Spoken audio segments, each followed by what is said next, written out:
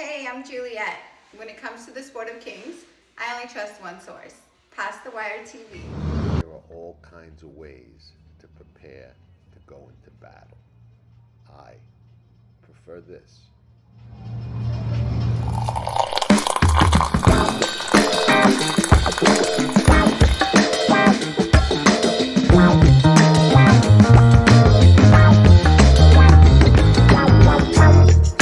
Sure, bad coffee. Are they talking about us?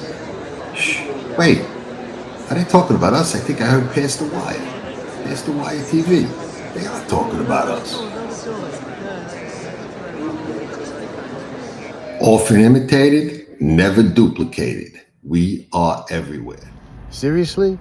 If you're betting horses and not watching these shows, you gotta be freaking crazy. Capiche?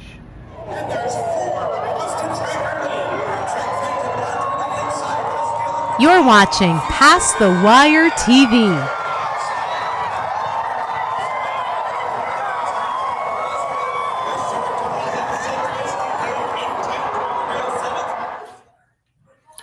Well, this is how we're going to try and come out of the box like a race car.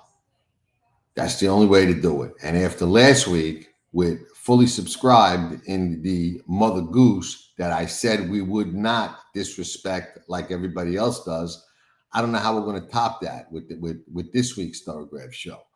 The Jockey Club Oaks by the Thorograph Numbers and Patterns is what we're going to do today.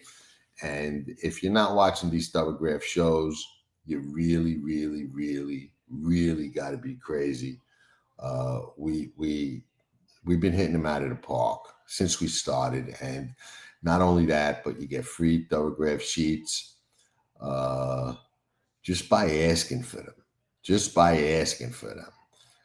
Go to pastthewire.com, click on the Thorograph box, go to Thorograph, find the Past the Wire Race of the Week box, click on it, follow the prompts, get the sheets for free.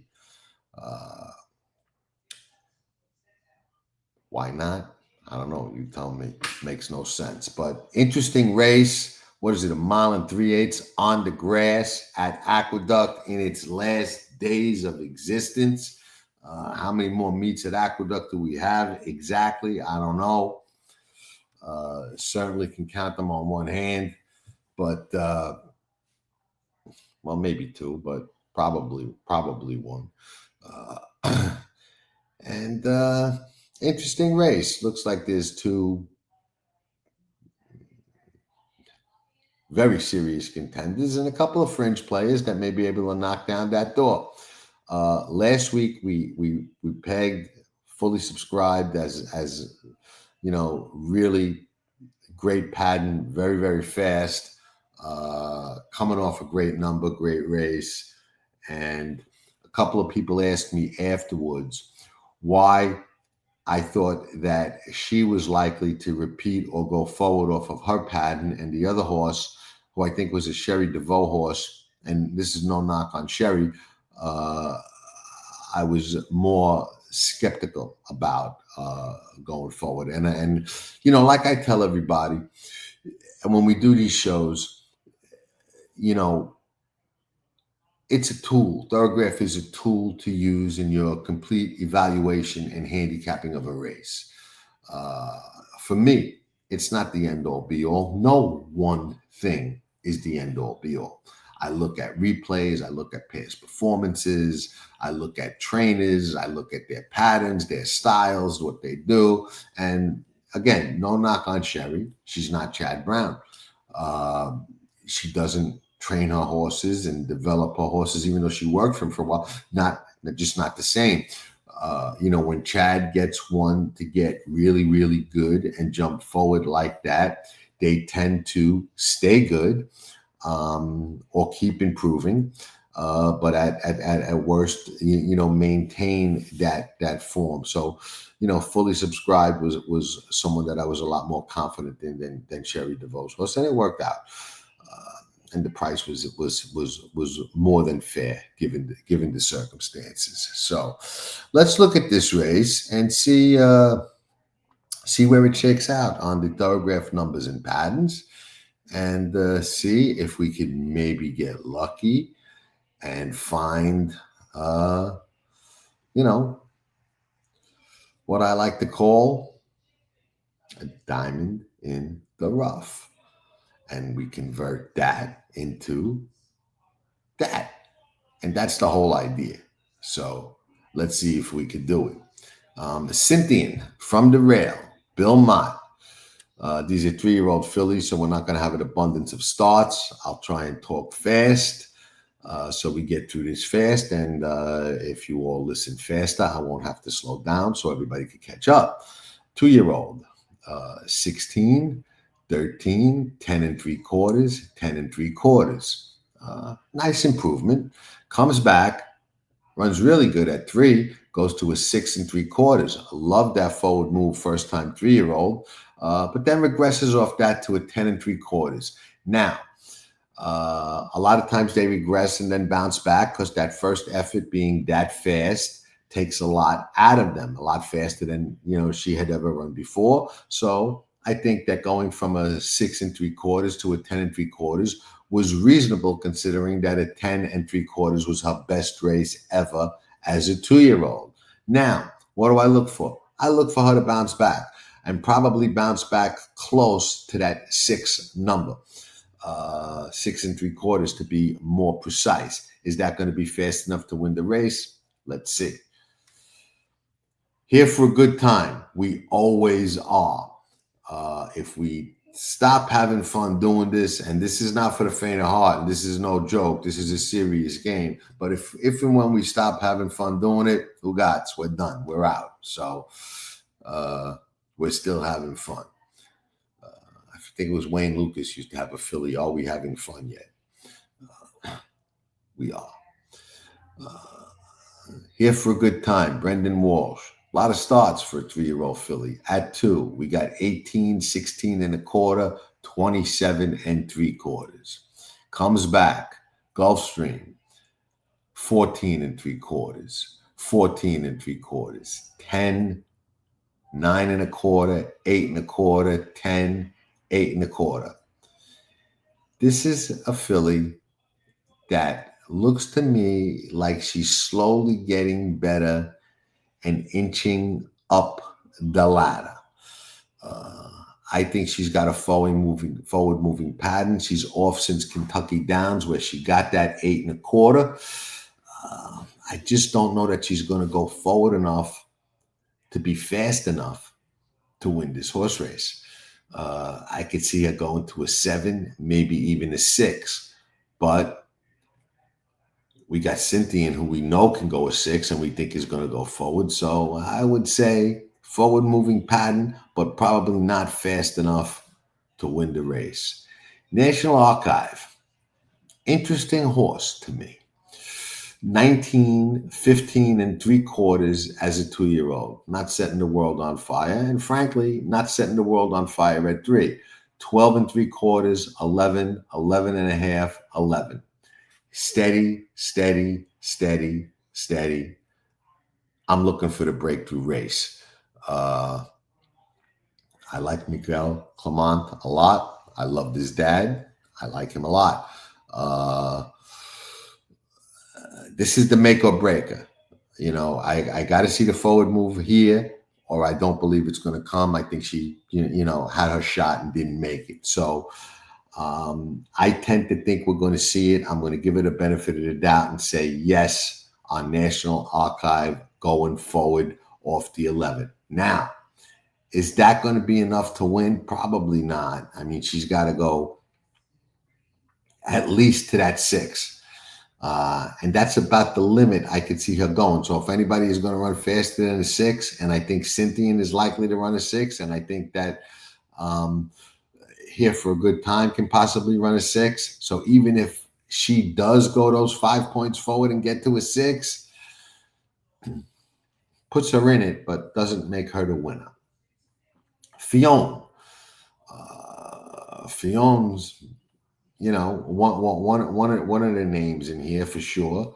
As a 2-year-old, we got 14 1/4, 12 1/2. Then we got as a 3-year-old. Really nice pattern until the last 10 and a half, 10 and 3/4, 9 and 3/4, 7 and 1/4, 6, 5 and 3/4. That steady, gradual, getting better. Love that. Love that much more than the big jumps. We've talked about that a lot on the shows. Definitely my preference is the slow, gradual climbing, getting better than the major jumps. But she followed up that 5 and 3/4 with a 9 at Keeneland. I believe that was the Queen Elizabeth.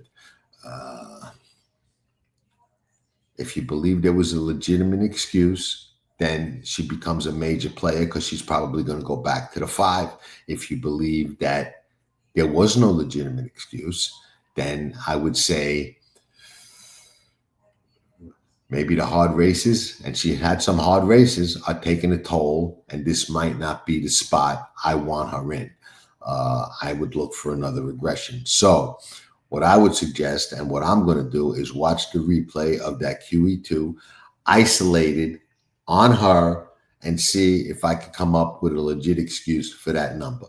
If I can, then she's a major player. If I can't, she's a toss. And if you want to know the answer to that question, you'd have to be a tracking trip, remember? Because by the time I do Saturday's card, I'll know what I think the answer is.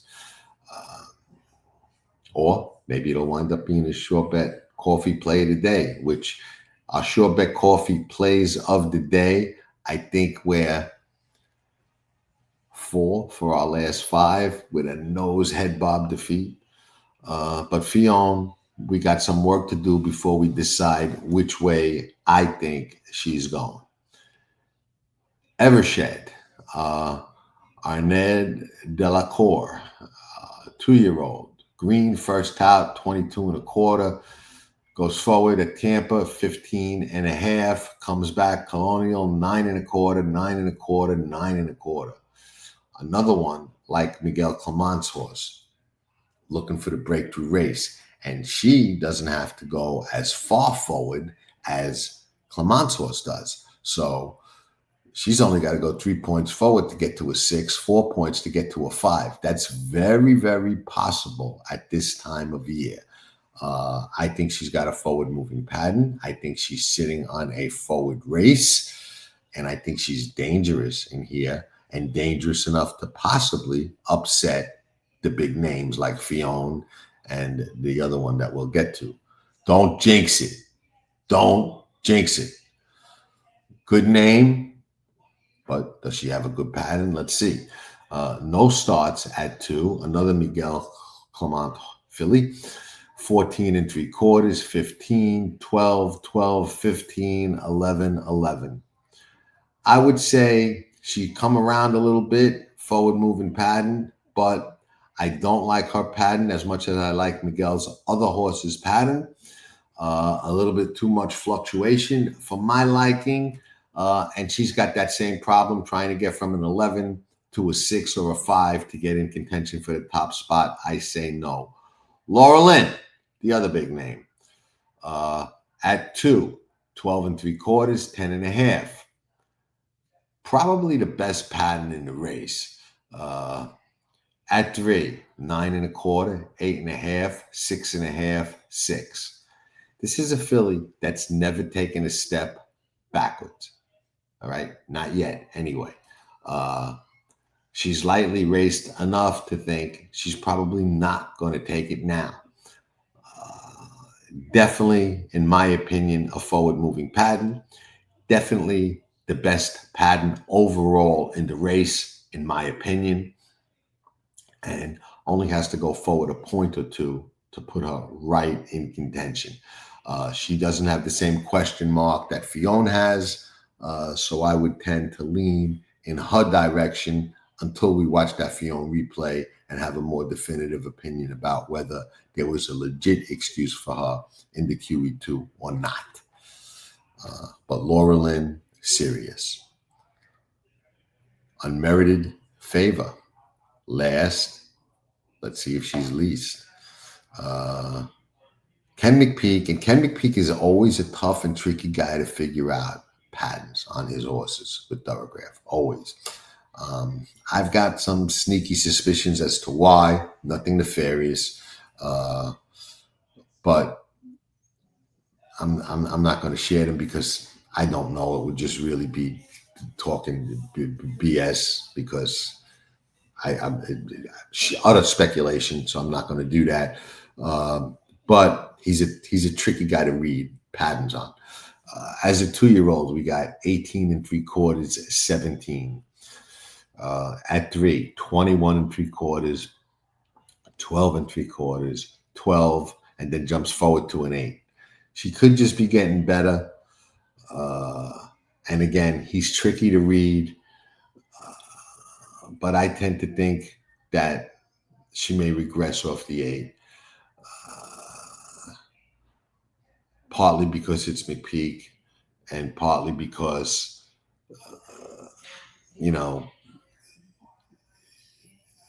she's never really, she's just tough to read. He's always tough to read. I'm not surprised at that, but I'm gonna gut instinct and say she's gonna regress off the 4-point forward move. So let's do a little short recap. Cynthian, I thought could bounce back and could get into contention number-wise if she gets back to that 6 or gets a little better than it. Here for a good time.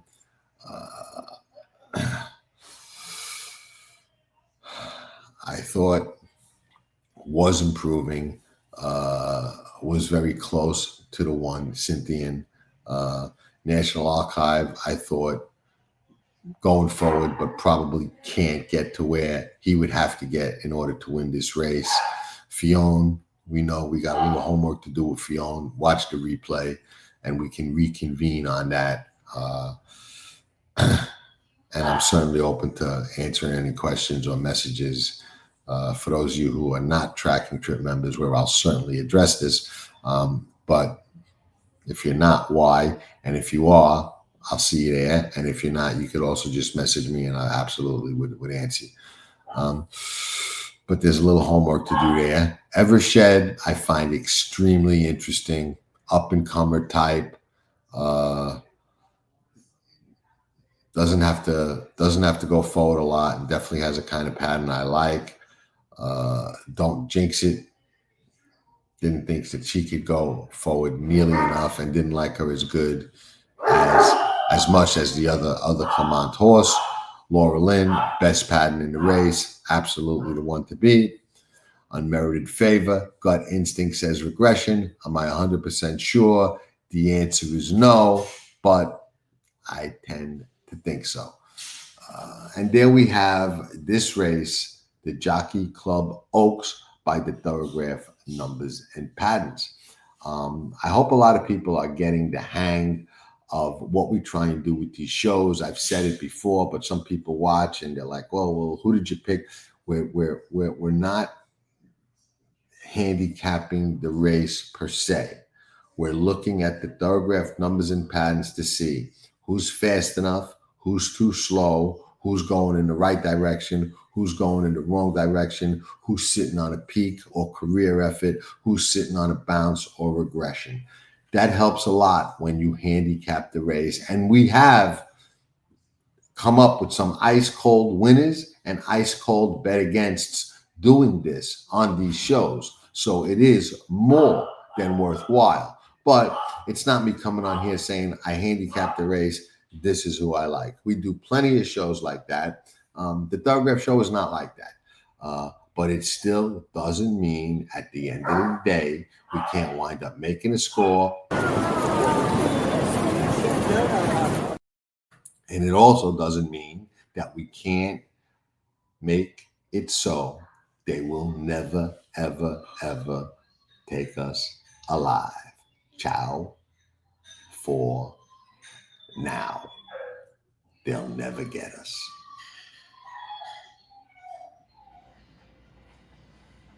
And ladies and gentlemen, we direct your attention to the winner's circle for a very special presentation. Representatives from Handicapping for Horses, along with professional handicapper Jonathan Stetton, are proud to support the work of the Thoroughbred Aftercare Alliance and Old Friends. Accepting the check for the inaugural Handicapping for Horses event this past summer at Saratoga are representatives from the Thoroughbred Aftercare Alliance and Old Friends. Gulfstream Park welcomes Michael Blowen, Jonathan Stetton, Kelly Stovey, Jim Rhodes here this afternoon. Since 2012, the TAA has awarded more than $17.2 million to accredited organizations. Handicapping for Horses looks to make their Saratoga Springs event larger and raise money for Thoroughbreds Aftercare year after year. Once again, thank you to Handicapping for Horses, Jonathan Stetton, and welcome to Old Friends and our friends at the TAA. The Rainbow Six and race number 5 up next. And they're off in the Kentucky Derby. You're watching Past the Wire TV, the biggest races at the best tracks. From the Kentucky Derby to the Breeders' Cup. The best horse racing coverage is right here on Past the Wire TV.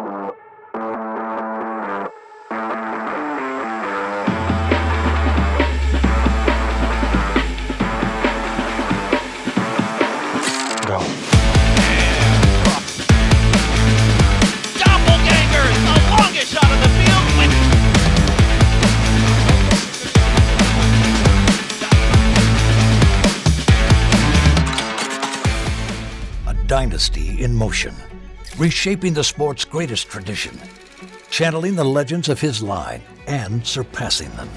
4 of the last 6 Derby winners carry his genes. A Golden Son, a Horse of the Year. Another chapter written beneath those iconic spires. Derby dreams fulfilled for the titans of our industry. From authentic to sovereignty, a legacy both real and supreme.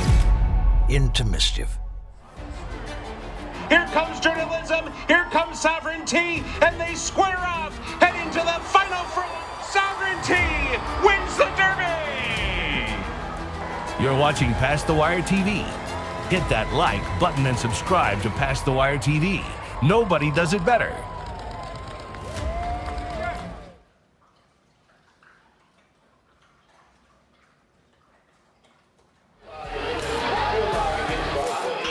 Nobody does it better.